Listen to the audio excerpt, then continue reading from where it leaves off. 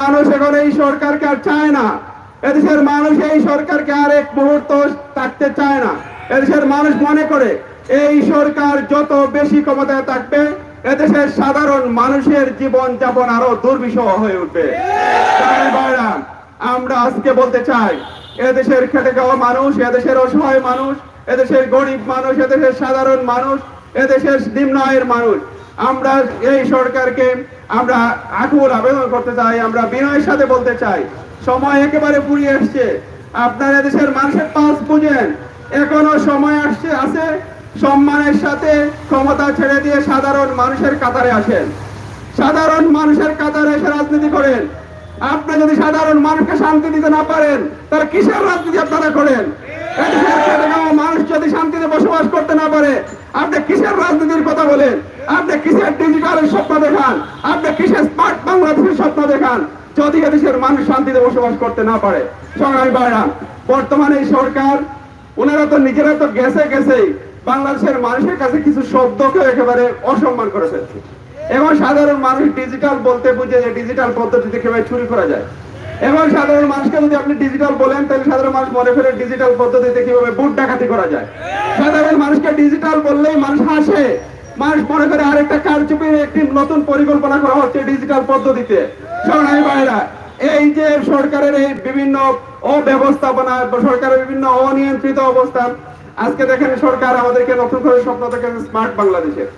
মানুষ মনে করে যে ডিজিটাল পদ্ধতিতে কারচুপির দিন শেষ হয়ে গেছে, এবং একটা স্মার্ট পদ্ধতিতে কারচুপি করে আরেকবার ক্ষমতায় আসতে চায়। সংগ্রামী ভাইরা, সরকার যখন মেগা প্রজেক্টের কথা বলে তখন মানুষ মনে করে যে মেগা প্রজেক্টের নামে আরো মেগা দুর্নীতি করে দেশের মানুষকে আরো বেশি অসহায় করে দিতে চায়। সংগ্রামী ভাইরা, আমরা যখন বিভিন্ন সাধারণ মানুষের দাবি দেওয়ার কথা বলি, আমরা যখন মানুষের স্বার্থের কথা বলি, অসহায় মানুষের টিকে থাকার স্বপ্ন দেখায়, তখন এই সরকার মানুষকে মেগা প্রজেক্টের স্বপ্ন দেখায়। এই সরকার বিভিন্নভাবে পদ্মা সেতুর কথা বলে, মেট্রো রেলের কথা বলে, বিভিন্ন বড় বড় উন্নয়নের কথা বলে। কিন্তু ভাইরা, এই সরকার বড় বড় উন্নয়নের মধ্যে দিয়ে বিগত 15 বছর যতটা না মানুষের উপকার করেছে তার চেয়ে বেশি এই সরকার এই মেগা প্রজেক্টের মধ্য দিয়ে মেগা লুটপাট করে এদেশের অসহায় মানুষের পকেট কেটে, এদেশের অসহায় মানুষের টাকা লুটপাট করে কানাডা এবং যুক্তরাষ্ট্রে বাড়ি তৈরি করেছে। আজকে দেশের ব্যাংকে টাকা নাই, আজকে বাংলাদেশ ব্যাংকের রিজার্ভ চুরি হয়ে যায়, আজকে খাদ্য গুদাম থেকে রিলিফের চাল চুরি হয়ে যায়, আজকে এয়ারপোর্টের মতো সংরক্ষিত এলাকা থেকে সেখান থেকে স্বর্ণ চুরি হয়ে যায়। এই মহা চুরির এই সরকারের কাছ থেকে ভালো কিছু আর আশা করা যায় না। এদেশের মানুষ বেঁচে থাকবে যদি আপনারা চলে যান। এদেশের মানুষ চায় আর এক মুহূর্ত আপনারা ক্ষমতায় না থেকে এদেশের মানুষকে শান্তিতে বসবাস করতে দিয়ে। সংগ্রামী ভাইরা, খেলাফত মজলিস আগামী 14 অক্টোবর ঢাকায় মহাসমাবেশের ডাক দিয়েছে। খেলাফত মজলিস মনে করে এই মহাসমাবেশের মধ্য দিয়ে খেলাফত মজলিস যে সরকারের বিরুদ্ধে আগামী নির্বাচনে নির্দলীয় সরকারের অধীনে নির্বাচন, উলামায়ে কেরাম সহ সকল রাজপন্ডিতের মুক্তি এবং নিত্য প্রয়োজনীয় দ্রব্যমূল্যের দাম সহনীয় পর্যায়ে নিয়ে আসার দাবিতে যে আন্দোলন এবং সংগ্রাম করে যাচ্ছে, সেই সংগ্রামের আগামী 14 অক্টোবর একটি পরিসমাপ্তির দিকে যাবে ইনশাআল্লাহ। সংগ্রামী ভাইরা, আমরা দক্ষিণ সুরবাসীকে উদাত্ত আহ্বান জানাতে চাই, আমরা যদি এই সরকারের জুলুম থেকে নিজেকে বাঁচাতে চাই, এই সরকারের অত্যাচার এবং নির্যাতন থেকে দেশের মানুষকে যদি বাঁচাতে চাই, তাহলে ঐক্যবদ্ধভাবে সবাইকে রাজপথে নেমে আসতে হবে। সংগ্রামী ভাইরা, আমরা বিশ্বাস করি দেশের জনগণ যখন রাস্তায় নেমে আসবে তখন এই কালোবাজারে টাকা লুটপাট করি, অন্যায়ভাবে ক্ষমতা দখলকারী, ডিজিটাল পদ্ধতিতে মানুষের ভোটাধিকার হরণকারী কোন সরকারি ক্ষমতায় থাকতে পারবে না ইনশাআল্লাহ। সংগ্রামী উপস্থিতি, আজকের সম্মানিত অতিথি বৃন্দ বক্তব্য রাখবেন। আমি আপনাদেরকে আগামী 14 অক্টোবর খেলাফত মজলিস ঘোষিত এই মহাসমাবেশে যোগদানের উদাত্ত আহ্বান জানিয়ে আমার বক্তব্য শেষ করছি। আল্লাহ হাফেজ। বাংলাদেশ জিন্দাবাদ, খেলাফত মজলিস জিন্দাবাদ। সংগ্রামী উপস্থিতিবৃন্দ, এই পর্যায়ে বিশেষ অতিথি বক্তব্য নিয়ে আসছেন গণমানুষের সংগঠন খেলাফত মজলিসের কেন্দ্রীয় কমিটির কেন্দ্রীয় পরিবেশ বিষয়ক সম্পাদক অধ্যাপক A.K.M. মাহবুব আলম। বক্তব্য নিয়ে আসছেন কেন্দ্রীয় পরিবেশ বিষয়ক সম্পাদক অধ্যাপক A.K.M. মাহবুব আলম। হযরত শাহজালাল রহমতুল্লাহ আলাইহির স্মৃতি বিজড়িত আমার সিলেটবাসী, আসসালামু আলাইকুম। দেশ ও জাতি আজ গভীর সংকটে নিপতিত। দেশের রাজনৈতিক অঙ্গনে আজকের উঠছে কালো পতাকা, পাশাপাশি স্বাধীনতা ও সার্বভৌমত্ব আজকের ভুল লুণ্ঠিত। দেশের সার্বভৌমত্বকে উপেক্ষা করে বর্তমানে আওয়ামী লীগ সরকার প্রতিবেশী রাষ্ট্র ভারতকে ট্রানজিট দিয়েছে। স্থল পথে, নৌপথে, আকাশ পথে ট্রানজিট দিয়েছে। ট্রানজিট দিয়ে এদেশের সার্বভৌমত্বকে ভুল লুণ্ঠিত করে দিয়েছে। ভাইয়েরা আমার, পাশাপাশি আমরা দেখতে পাই ওই তিস্তা চুক্তিকে সামনে রেখে প্রতিবেশী রাষ্ট্র ভারত আমাদের তিস্তার পানি পাওয়া তো দূরের কথা, এক ফোঁটা পানিও আমরা পাইনি, বরং তিস্তা চুক্তিকে সামনে রেখে ওই প্রতিবেশী রাষ্ট্র ভারত আমাদের কাছ থেকে একের পর এক অনেকগুলো চুক্তি বাস্তবায়ন করে নিয়েছে। এর মধ্যে অনেকগুলো চুক্তি আছে যা কালো চুক্তি হিসাবে পরিচিত। জাতির সামনে এই চুক্তিগুলো প্রকাশ করা হয় না। ভাইয়েরা আমার, আজকের এই অবস্থা আমরা দেখতে পাই। এই সরকার ভারতের তাবেদার সরকার। এই সরকারের আমলে সীমান্ত এলাকায় আমাদের দেশের নাগরিকদেরকে গুলি করে হত্যা করা হয়, তার কোনো প্রতিবাদ নাই। এটা শুধু নত জন পররাষ্ট্র নীতির কারণেই আজকের এটা হচ্ছে। এই সরকার ভারতের তাবেদার সরকার। এই সরকার ভারতের পুতুল সরকার। এই সরকার ভাবছে ওই ভারত তাকে আগামী দিন রক্ষা করবে। আমরা স্পষ্ট বলতে চাই, এই সরকারকে, আপনাকে ওই ভারত সরকার রক্ষা করতে পারবে না, পারবে না, পারবে না। দেশের জনগণ আজকের জেগে উঠেছে। তাদের এই জাগরণকে স্তব্ধ করার শক্তি দুনিয়ার কোন শক্তি নাই যারা আমাদেরকে স্তব্ধ করতে পারে। ভাইয়ের আমার, বর্তমানে সরকারের বিদায় এটা সময়ের দাবি মাত্র। আপনারা কি প্রস্তুত আছেন এই অত্যাচারী রাজাকে, শাসককে বিদায়ের ঘন্টা বাজাতে, বিদায় করতে আপনারা পারবেন কিনা? ইনশাআল্লাহ আমরা এই জালেমের অত্যাচারী শাসককে, আমরা এই অত্যাচারী শাসককে, অত্যাচারী শাসকের অবসান ইনশাআল্লাহ ঘটাবো। আপনারা জানেন, আফদালুল জিহাদ কালিমাতু হক ইন্দা সুলতানিল জায়ের। অত্যাচারী শাসকের সামনে সত্য কথা বলা এটা উত্তম জিহাদ। বর্তমান এই সরকারকে আমরা বলছি, আপনি পদত্যাগ করুন। পদত্যাগ করে নির্দলীয় নিরপেক্ষ সরকারের হাতে ক্ষমতা দিয়ে নির্বাচনের ব্যবস্থা করুন। আজকের ভাইয়ের আমার, দুঃখের সাথে বলতে হয়, 85% মুসলমানের দেশে আজকের আলেম ওলামা ইকরাম, রাজনৈতিক ব্যক্তিত্ব আজ কারাগারে অবস্থান করছে। আপনাদের কাছে জানতে চাই, আপনারা কি এই আলেম ওলামাদেরকে মুক্ত করতে চান? আপনারা যদি চান গড়ে তুলতে হবে। আলেম ওলামা রাজনৈতিক ব্যক্তিত্বকে মুক্ত করার জন্য আমাদের খেলাফত মজলিসের কেন্দ্রীয় মহাসচিব আজকের কারাগারে, যদিও তিনি এখন জামিনে মুক্তি আছেন। আমার বরিশালের ৮-৯ জন ভাই আজকের কারাগারে, এখন তারা জামিনে আছেন। সেই 14 সাল থেকে এখন পর্যন্ত প্রতি মাসে হাজিরা দিতে হয়। এই অত্যাচারী শাসক রাজার সামনে আজকের আলেম ওলামা কেরামরা, দিনদার বুদ্ধিজীবী এবং রাজনৈতিক ব্যক্তিত্ব আজকের কারাগারে আছে। এদেরকে আমাদের মুক্ত করতে হবে। আপনারা কি প্রস্তুত আছেন? ভাইয়েরা আমার, আগামী দিনে জাতির ভবিষ্যৎ কোমল ছাত্র ছাত্রীর বই পুস্তকে আজকের কি দেওয়া হয়েছে?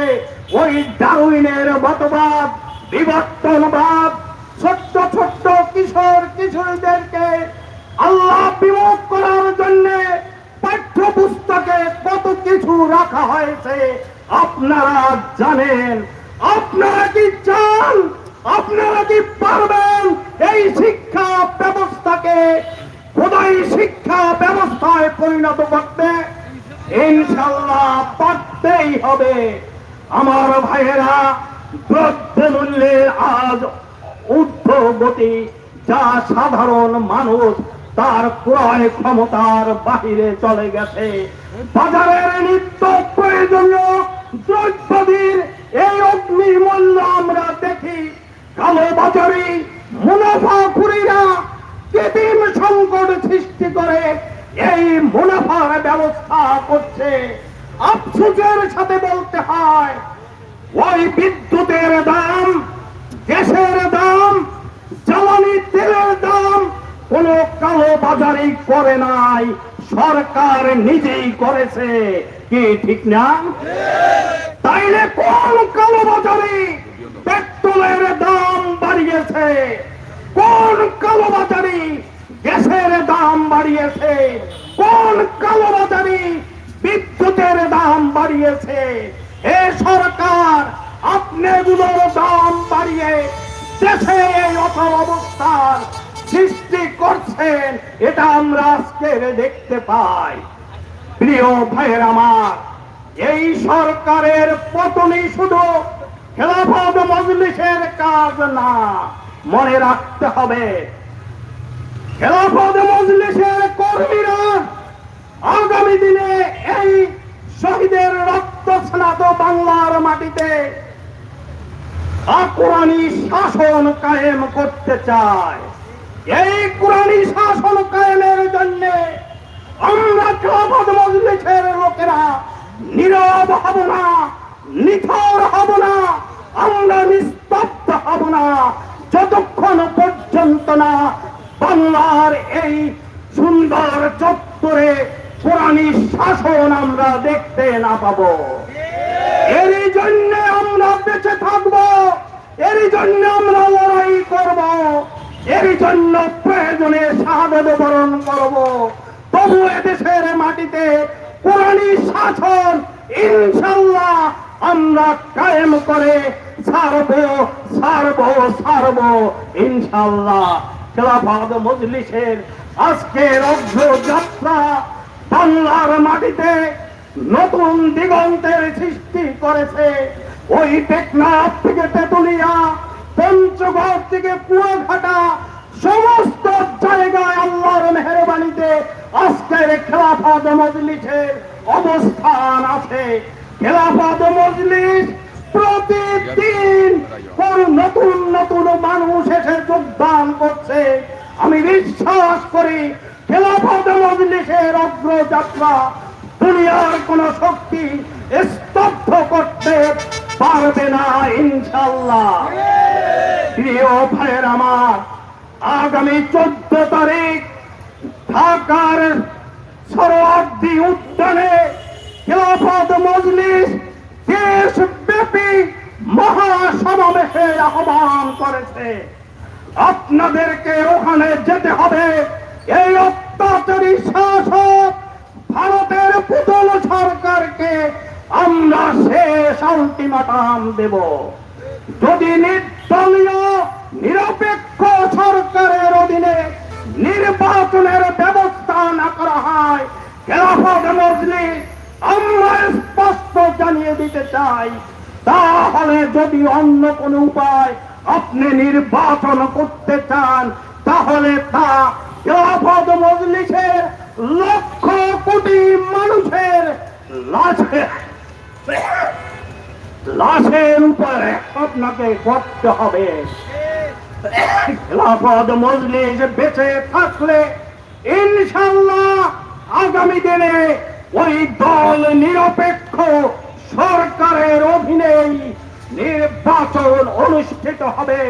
সেই নির্বাচনে যদি আপনারা আসতে পারেন আমাদের কোনো আফসোস নাই, কিন্তু নিরপেক্ষ নির্বাচনের কথা বললে কেন আজ আপনাদের এত গাত্রদাহ আমাদের ভাবতে অবাক লাগে।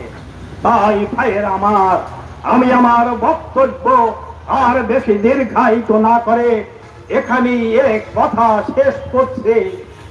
খেলাফত মজলিস পরবর্তীতে ইসলামী ছাত্র মজলিস যে উদ্দেশ্যকে সামনে রেখে তার সংগ্রাম শুরু করেছে, আমরা যেন সেই সংগ্রামের সূচনাকে সাফল্যের চূড়ান্ত মঞ্জিলে নিয়ে যেতে পারি। আমিন।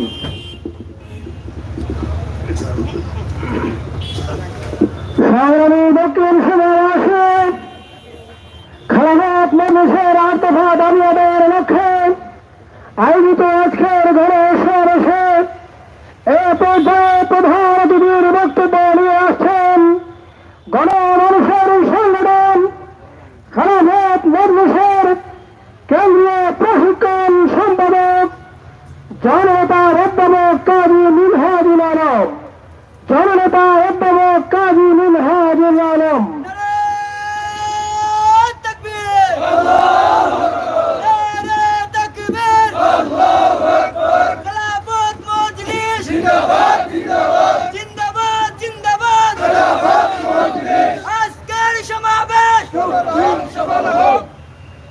আসসালামু আলাইকুম রহমতুল্লাহ। সংগ্রামী সভাপতি, দক্ষিণ সুরমার কৃতি সন্তান মতিউল ইসলাম মতিন ভাই, উপস্থিত আছেন দক্ষিণ সুরমার আর এক কৃতি সন্তান সিলেটের গণমানুষের নেতা মৌলানা দেলোয়ার ভাই, জেলা খেলাফত মজলিসের সংগ্রামী সাধারণ সম্পাদক, সাবেক ছাত্র নেতা। উপস্থিত আছেন সংগঠনের কেন্দ্রীয় পরিবেশ বিষয়ক সম্পাদক অধ্যাপক এ.কে.এম. মাহবুব আলম। আসলে দেলোয়ার ভাই যেখানে থাকেন সেখানে বক্তব্য রাখতে আমি ভয় পাই, আর তারপরে যদি মাহবুব ভাই থাকে তাহলে আমি বুঝি এরপরে আমার বক্তৃতা খাওয়ার মানুষ নেই। কারণ এই দুইজন যে তুখোর বক্তা, সেই হিসাবে আমি খুবই আমি তুখোর কোনো বক্তা নই। আমি সাধারণভাবে আপনাদের সাথে কিছু কথাবার্তা বলার জন্য আসছি। আচ্ছা বলেন তো, বাজারে যে জিনিসপত্র কিনে কে কে খুশি আছেন? যদি একজন খুশি থাকেন হাত তোলেন। কেউ কি খুশি আছেন? বিদ্যুতের দাম নিয়ে কেউ খুশি আছেন? বিদ্যুতের দাম বাড়লো কেন? বিদ্যুতের দাম বাড়ছে সরকার তার দলীয় লোকদের কুইক রেন্টালের নামে লক্ষ কোটি টাকা লুটপাটের একটা হিস্সা দেওয়ার জন্য তাদের হাতে অধিক দামে তাদের কাছ থেকে বিদ্যুৎ কিনে জনগণের কাছে দেওয়ার চেষ্টা করছে। শুধু তাই না, সব থেকে আফসোসের বিষয় হচ্ছে যদি কেউ 1 ওয়াটও বিদ্যুৎ সরবরাহ না করে, তারপরও ক্যাপাসিটি চার্জের নামে হাজার হাজার কোটি টাকা লুটপাটের সুযোগ তার বসঙ্গত দালালদের দেয়া হয়েছে। এই সুযোগ শুধু বাংলাদেশের মানুষ পাইছে তা না, ভারতের আদানি গ্রুপও এই সুযোগ অর্জন করছে। প্রিয় ভাইরা, শতাব্দীর ভয়াবহতম বন্যার মুখোমুখি হয়েছেন গত বছর আপনারা। আমি যতটুকু কম লেখাপড়া করছি তাতে আমার মনে হয়েছে এই বন্যা আল্লাহর দেয়া বন্যা না, এই বন্যা আমাদের সরকারের হাতের কামাইয়ের বন্যা। ভাটিতে বাঁধ দিলে, পানির প্রবাহ বন্ধ করে দিলে উজানে বন্যা সৃষ্টি হবে, এটা বোঝার জন্য পণ্ডিত হওয়ার দরকার নাই।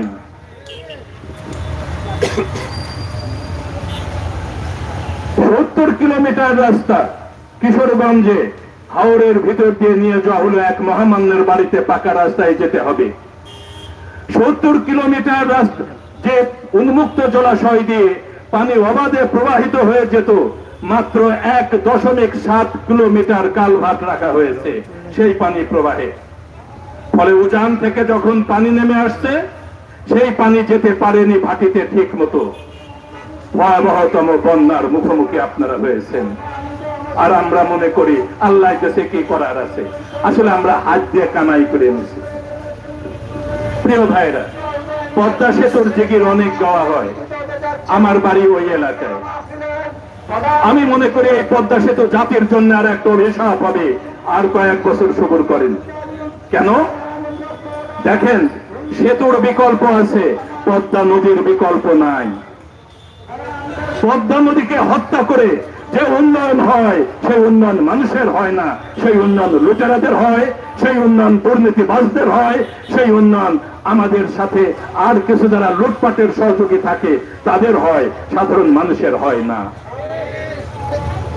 নদী বন্ধ করে দিয়ে আমরা ভারতকে সুযোগ দিছি তার দরাটানা বিদ্যুৎ কেন্দ্রের ভারী যন্ত্রপাতি নিয়ে যাবার জন্য। যেই মুহূর্তে এই সিলেটবাসী রাতের ঘুমাতে পারে না, টিপাই মুখ বাঁধ যদি নির্মাণ হয়, তাহলে তার যে প্রতিক্রিয়া হবে সিলেটের উপরে, সেই চিন্তা যদি আপনারা একবার করতে পারেন, আপনার রাতের ঘুম আসবে না। এটা ভূমিকম্পন প্রবণ এলাকা। ভারতের বিশেষজ্ঞরাই বলছে ভূমিকম্পন প্রবণ এলাকা। রিক্টার স্কেলের 8 মাত্রায় ভূমিকম্প যদি হয় আর ওই বাঁধ যদি ধসে পড়ে, তাহলে হঠাৎ করে যে পানি নেমে আসবে, এই পানির তোর সামাল দেবার সামর্থ্য আমাদের নাই। কিন্তু আমাদের সরকার নিশ্চুপ। এখানে মনে পড়ে 1974-এর কথা। ভারত মাত্র 40 দিনের জন্য অনুমতি চায় ফারাক্কা বাঁধের চালু করার জন্য। ফারাক্কা বাঁধ ভারত আগেই নির্মাণ করেছে, কিন্তু চালু করেনি। আন্তর্জাতিক একটা আইন আছে, উজান দেশের যদি অভিন্ন কোন নদীর কোন বাঁধ চালু করতে চায়, তাহলে ভাটির দেশের অনুমতি নিতে হয়। 40 দিনের জন্য ভারত এই বাঁধ চালু করবে পরীক্ষামূলক, অনুমতি চাইল। তৎকালীন পানি সম্পদ মন্ত্রী বলল যে ভারতকে বিশ্বাস করা যায় না, একবার যদি অনুমতি দেয়া হয় এই 40 দিন আর 40 বছরেও শেষ হবে না, অতএব অনুমতি দেয়া যাবে না।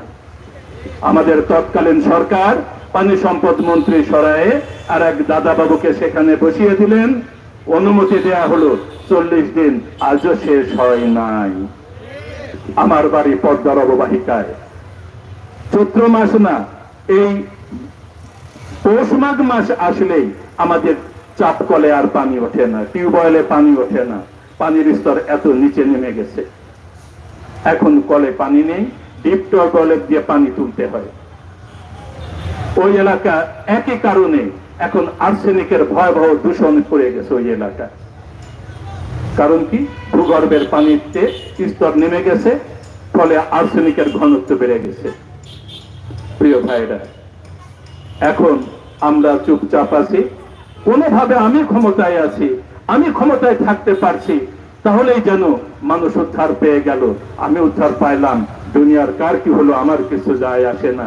এই হচ্ছে সরকারের মানসিকতা। আপনারা নিকৃষ্টতম 2টা নির্বাচন দেখছেন, 2014 এবং 2018-তে। এখানে যারা বসে আছেন সবাই এর অনেকেই 1991 নির্বাচন দেখেছেন, 1996 নির্বাচন দেখেছেন, 2001-এর নির্বাচন দেখেছেন। মোটামুটি যতটা নির্বাচন তত্ত্বাবধায়ক সরকারের অধীনে হয়েছে, ততবার অন্তত মানুষ ভোট কেন্দ্রে যে ভোটটা দিতে পেরেছে। আমাদের দেশে জাল ভোটের প্রবণতা একটু আছে। আমাদের সাধারণ মানুষ জাল ভোট দিতে পারাটা, রাজনীতির কর্মী যারা, তারা জাল ভোট দিতে পারা একটা কৃতিত্ব মনে করে ওই সব দলের কর্মীরা। আমাদের কর্মীরা আবার এই সব কাজ পারে না, কারণ তারা মনে করে মানুষের অধিকার হরণ করলে আল্লাহর কাছে যে আমার জবাবদিহি করা লাগবে, আমি যে অমুক ভাই ভোটটা কাটিয়ে দিয়ে দেবো তার অনুপস্থিতিতে, আল্লাহ যদি বলে তুমি তার ভোটটা দিছো, এখন তুমি তার ভোটটা ফেরত দিয়ে আসো, আমি কি করে দেব? যেহেতু আমাদের ভাইরা জানে, আমি যদি দুনিয়ায় কারো 1 কাঠা জমি, 1 শতক জমি অবৈধভাবে দখল করি, কাল কিয়ামতে এই জমিটা মাথায় করে তার কাছে আমার দিয়ে আসা লাগবে, এটা কি সম্ভব? সম্ভব নয়। অতএব অন্যের অধিকার হরণ করলে সেই অধিকারের দায় পরিশোধ করা যায় না। আমাদের ভাইরা, আমরা আমাদের কর্মী ভাইদেরকে আমরা এই কথাগুলোই বুঝাই যে না, মানুষের অধিকার হরণ করা যাবে না। প্রত্যেকটা মানুষের অধিকার আছে সুস্থভাবে বাঁচার, সুষ্ঠুভাবে চলার, তার নিজের কথা বলার। আজকে অবস্থাটা এই, বিরোধী দল কথা বলবে, অনুমতি দেওয়া হবে না, গাড়ি পাবে না। কিছুদিন আগে আপনারা এই সিলেটে জুলাই মাসে আপনারা মহাসমাবেশ করেছেন 22শে জুলাই তারিখে। আমরা ঢাকায় যখন সমাবেশ করতে গেলাম, মানিকগঞ্জ থেকে আমাদের 7টা গাড়ি আসবে, মাত্র 7টা গাড়ি আসতে পারছে, সব গাড়ি রাস্তায় আটকে দিছে। এমনি করে বিরোধী দল যখন আসবে, তাদের পারমিশন নাই। পারমিশন আছে তো বাস দেয়া হবে না, আসতে দিবে না, ট্রেন বুকিং করতে গেলে পারবে না, লঞ্চ ভাড়া করতে গেলে পারবে না। আর সরকারি দলের জন্য ভাড়াবিহীন ভাবেই এই সব কিছু ফ্রি ব্যবস্থা হয়ে যায়। শুধু ফ্রি ব্যবস্থায় হয় না, পরে দেখা যায় বিরানি নিয়ে কামড়া কামড়ি হয়ে গন্ডগোল হতেও দেখা যায়। তো আমরা সরকারের কাছে কোনো করুণা চাই না, কথা হচ্ছে সাধারণ মানুষের সাধারণ যে অধিকারটুকু, সেই অধিকারটুকু নিয়ে তাদের চলতে দেন। আপনারাও আপনাদের অধিকার ভোগ করেন, কিন্তু অন্যের অধিকার হরণ না করে। মানুষের ভোট দেবার অধিকার হরণ করবেন। এখন ইভিএম ভোট আসছে, বুথের ভিতরে নির্বাচন কমিশন বলছে বুথের ভিতরে ভূত থাকে, বুথের ভিতরে ভূত থাকে। আমার পরিচিত, আমার বেশ বন্ধু মানুষই ভোট দিতে গেছে, যে বলছে যে আঙ্কেল আপনি এই ভোটটা, মেয়রের ভোটটা নৌকা মার্কারে এইখানে চাপ দেন, কমিশনার ভোটটা আপনি যেখানে খুশি দেন। সে বুঝতে তো ঘটনা খারাপ, বলছে এখানেই দিতে হবে। জি আঙ্কেল দিতে হবে।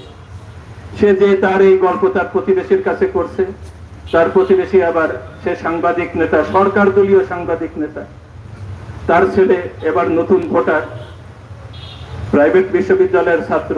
সে বলছে এটা কি হতে পারে? ঠিক আছে যাও ভোট দিয়ে আসো। তারা ওই মার্কাই ভোট দেবার লোক। বুথে যখন ঢুকছে তখন বলছে ভাইয়া তুমি এই মার্কাই ভোট দাও।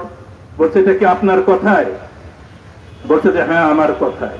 যদি না দিই নগদ একটা দিয়ে দিয়েছে আর কি, সাথে সাথে না দিয়ে নগদ একটা দিয়ে নিজে চাপ দিয়েছে, এবার যা। আসলে বুথের ভিতরে ভূত রাখা হয় ভোট লুট করার জন্য। আবার রাতের বেলায় ভোট কেটে নেওয়ার ঘটনাও আপনারা জানেন, ব্যালট বাক্স ভরে ফেলার ঘটনাও আপনারা জানেন। পুরো নির্বাচন ব্যবস্থাকে এখানে একটা হাস্যকর এবং মানুষের কাছে অগ্রহণযোগ্য করে তুলছে। বিগত কয়েকটা নির্বাচন হয়েছে, একজন 20-50টা করে ভোট দেবার পরেও 7-8% উপরে ভোট কাস্ট করতে পারে নাই। তাহলে সাধারণ মানুষ সরকারকে ইতিমধ্যে লাল কার্ড দেখিয়ে দিয়েছে, নির্বাচন কমিশনকে লাল কার্ড দিয়ে দেখিয়ে দিয়েছে।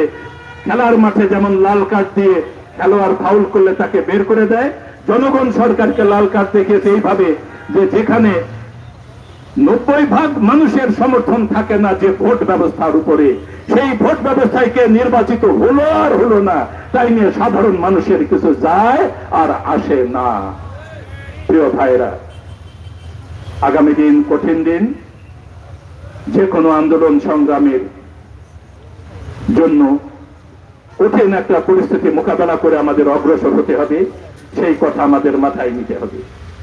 কোন আন্দোলন সংগ্রামের পথ ফুল বিছানো পথ নয়, কাঁটা বিছানো পথ। এই কাঁটা যুগে যুগে নবী রাসূলরা এই কাঁটা বিছানো পথে হেঁটেছেন। আইএমএ মুস্তাহিদিনরা এই কাটা বিছানো পথে হেঁটেছেন। আজকে আমরা যারা আল্লাহর দিনের কথা বলছি, আল্লাহ রাসূল সাল্লাল্লাহু আলাইহি ওয়াসাল্লামের আদর্শের কথা বলছি, আমাদের ওই কাটা বিছানোর পথের কথা চলতে হবে, সেই প্রস্তুতি মাথায় রাখতে হবে। সেই প্রস্তুতি নিয়ে আগামী দিনের আন্দোলন সংগ্রামে আপনাদের সবার অংশগ্রহণ জন্য উদাত্ত আহ্বান জানিয়ে আগামী 14 অক্টোবর ঢাকার রমনার সরোয়ার্দী উদ্যানে যে মহাসমাবেশ, সেই সমাবেশে যোগদানের আহ্বান জানিয়ে আমার কথা শেষ করছি। আল্লাহ রাব্বুল আলামিন আমাদের তৌফিক দিন এই মহাসমাবেশ সফল করার মাধ্যমে এদেশের সাধারণ গণমানুষের বেঁচে থাকা ন্যূনতম অধিকারের কথাটা বলার, শিক্ষার অধিকারের কথাটা বলার। কারণ এদেশে শিক্ষা নামে এখন যা আছে, আমি দীর্ঘদিন শিক্ষকতা করছি, আমি 33 বছর প্রায় কলেজে ছাত্র পড়েছি, আমি জানি যে আসলে শিক্ষা এখন কি আছে, এটা কিছুই বানানো যায় না। না ভালো আলেম বানানো যায়, না ভালো ব্যবস্থাপক বানানো যায়, না ভালো ডাক্তার বানানো যায়, ভালো কিছু বানানো যায় না। এমন একটা শিক্ষা এখন আমাদের দেশে চলছে। আসুন আমরা এই সব কিছুর বিপক্ষে সাধারণ মানুষকে বেঁচে থাকার জন্য ন্যূনতম দাবি আদায়ের লক্ষ্যে একত্রিত হই। আল্লাহ তাআলা আমাদের কবুল করুন। ওয়া আখিরু দাওয়ানা আলহামদুলিল্লাহ। নাসরুন মিনাল্লাহি ওয়া ফাতহুন কারীম ওয়া বাশশিরিল মুমিনিন। আল্লাহ হাফেজ। সংগ্রামী উপস্থিতি, এই পর্যায়ে সভাপতির বক্তব্য নিয়ে আসছেন গণমানুষের সংগঠন খেলাফত মজলিস দক্ষিণ সুরমা উপজেলা শাখার সংগ্রামী সভাপতি মতিউল ইসলাম মতি।